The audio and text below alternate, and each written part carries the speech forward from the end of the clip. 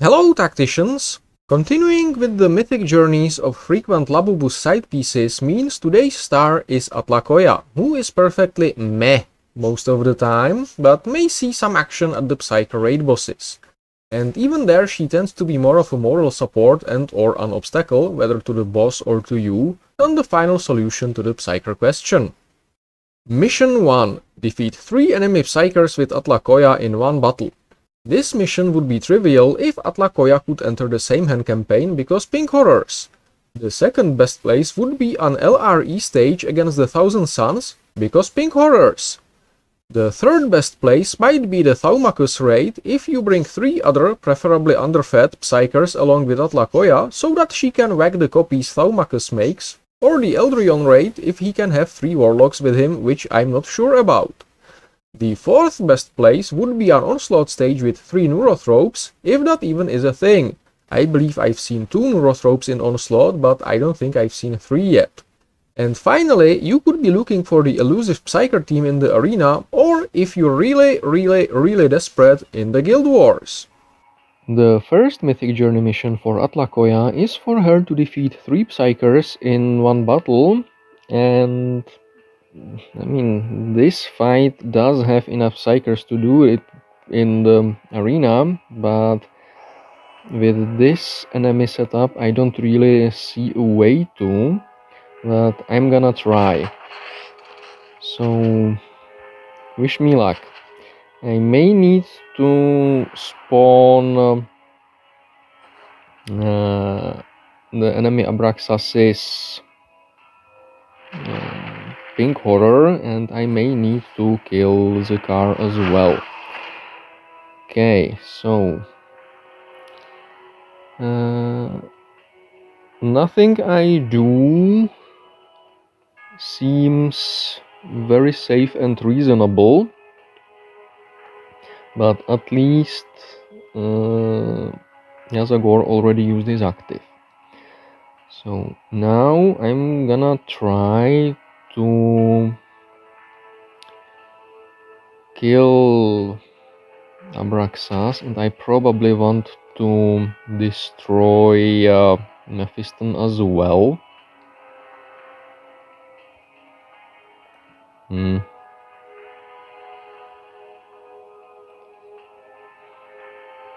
Okay, let's soften up Abraxas like this, and that should be enough. So that's 1 Psyker down. Next up, I need to take out Mephiston, I think. So I'm gonna bring Dante in and do this. Good. Now I need to somehow survive Ariman's active.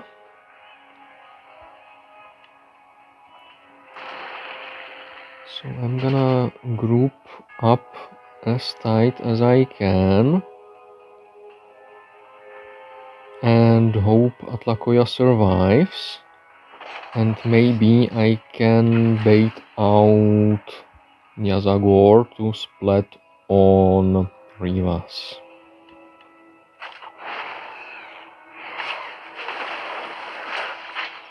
Good, not quite what I had in mind, but it worked out. So now Atlacoya can kill the car, who is a Psyker. So that's kill number 2. And since the AI only uses the primary ability once per fight on the Machines of War, that got rid of the car for the most part. And now I just need to finish off Harryman. There. Oh, and he's running away like the little bitch he is. Okay, that's fine. I'm gonna give him I think this hacks as his best opportunity to deal some damage. And maybe drop in a spore, because why not? Ah, he recharged his active. I forgot about that, but now I have Trajan's active and Atlacoya's, and I have used a boatload of abilities, so this should just delete Ahriman, and that is how to complete the first Atlacoya's Mythic Journey mission in the arena. Yay! Mission 2. Deal 10,000 damage with Atlacoya in one turn. Just like with Azots, this mission is probably an auto-clear and actually convenient to do in a guild raid against Mortarion, but it should be relatively easy to find a viable target in the arena as well. The second Mythic Journey mission for Atlacoya should be for her to deal 10,000 damage in one turn, which should be rather easy in the arena, assuming you meet a team that has some members above 10,000 HP on the right map, and I think this map might work. I will just need to swap out my Forge Fiend for the Biowar to do a little baiting, but that's fine. So I want to take advantage of the low ground or high ground or whatever, and like this Karn can get here to attack the Spore, and Dante can go here to attack the Spore, which would in both cases let me put Atlacoya on high ground against them and Trajan adjacent, and that should really cause some damage. 1, 2, 3, 4, this should be safe, and this should also be safe. There. Nice, I got Karn, which is the better option, but also, because fuck me, that's why I got Atlacoya debuffed by Dante by 30% damage. So let's see if she, despite that, can still score the 10,000 damage. So for that, I'm going to need what? I'm going to need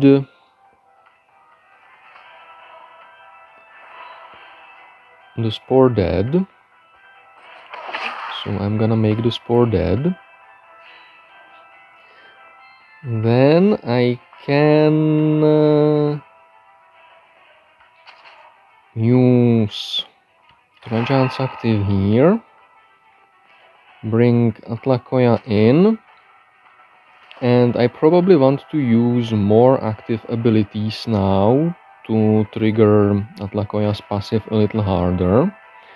So I'm gonna attack Carian like this. Then I'm gonna swap Carian for, not Carian, Mephiston for Dante, and do this. And drop Rivas's active as well to take care of Carian for good. And now Karn is at 12,000 HP, so let's see how hard Atlacoya's active buffed by Trajan hits him. Missing 100 HP dealt. That's the effect of Dante. Oh well. Okay, Karn is doing Karn things, Rivas is doing Rivas's things, everything is fine. There. Rip, rip, rip. So, that's the arena done. And while I haven't quite dealt the 10,000 damage with Atlacoya in one turn, it was close enough that I'm gonna count this. I just needed to put Atlacoya away from Dante's range, didn't account for that. Anyway, moving on. Mission 3. Defeat 100 enemies with Atlacoya. This is absolutely another grotty mission, so I hope you have something you want to farm from Mirror Octarius. I personally prefer Elite Mirror Octarius stage 7 nowadays, and I'm gonna skip the practical because it's the same as in half of my Mythic Journey videos. Check out Azoths if you need to. Mission 4. Defeat 3 Weaver of Fates enemies with Atlacoya in one battle. On the first glance, this looks very much like Mission 1. However, Archimatos' rework gave him the ability to spawn blue horrors, who are natively a Thousand Suns unit, which means this mission should be completable using some unorthodox tactics in the Archimatos stages of Mirrorfall of Cadia. The fourth mission of Atlacoya's Mythic Journey should be for her to defeat 3 enemies with the Weaver of Fates trait, which means Thousand Suns unit.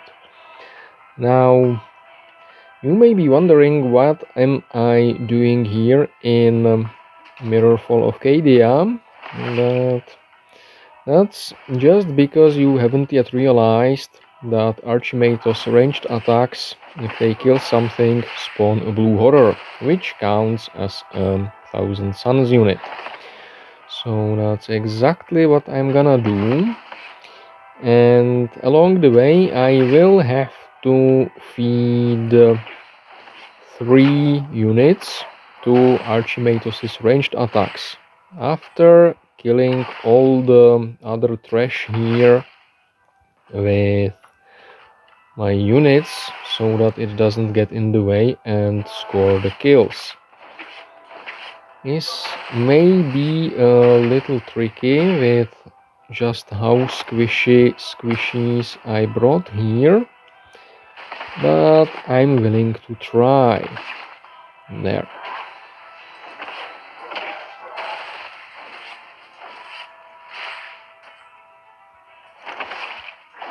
This is gonna take a while. Oh, and Cesare is a potential problem because his passive will be whacking Arch now. There. There. Yeah, fuck you, Arch. Okay, so now I need to get the revive done. I have lost one of my potential squishies via the revive.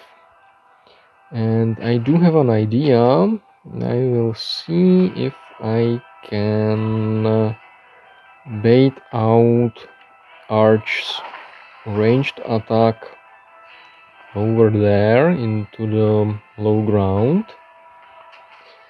There. Yes, I can. That's good. Oh, he's trying to get in melee, but anyway, that's the first blue horror dead. So now I should probably hide the squishies. There. There. And there. That should work. Heal Atlacoya. Very good. Perfect. Boom, that's the second one.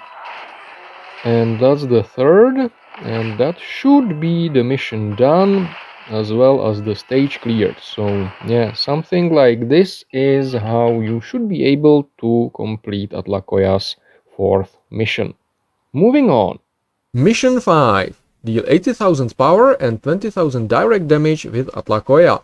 I hate multi-damage types missions 5 and this one is no exception. The power component can easily be grinded out in a grotticide stage.